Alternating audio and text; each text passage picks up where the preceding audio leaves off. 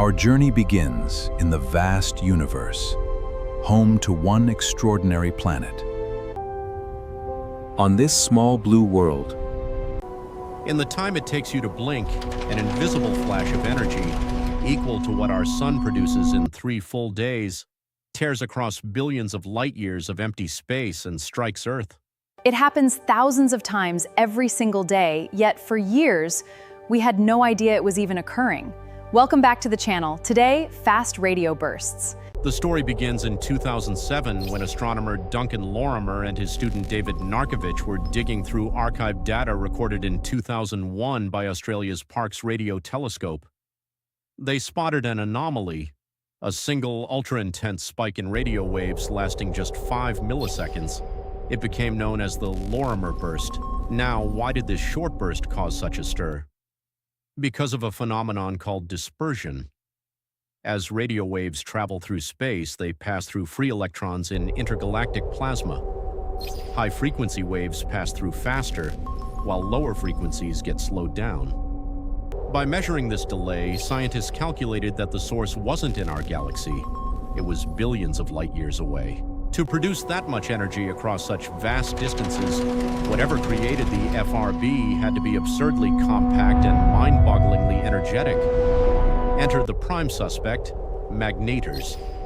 These are neutron stars, the collapsed cores of massive dead stars, packed with the mass of the sun into a sphere. A magnetar's magnetic field is roughly 1 trillion times stronger than Earth's. In 2020, astronomers caught a magnetar in our own Milky Way galaxy, named SGR 1935+2154, firing off a millisecond radio burst identical to extragalactic FRBs. When a magnetar undergoes a starquake, its rigid crust cracks, releasing massive magnetic energy that fires relativistic particles into space, generating a high-powered radio beam. Case closed, right? Not quite. While most FRBs are cataclysmic one-offs that explode once and disappear forever, in 2016, scientists discovered repeating FRBs.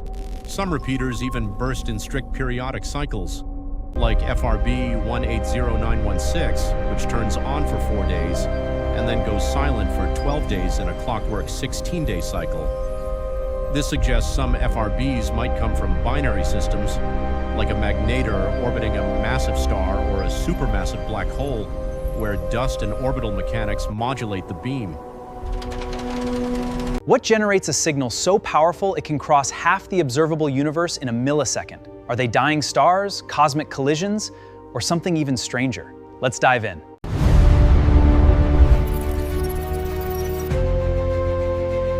don't forget to like and subscribe.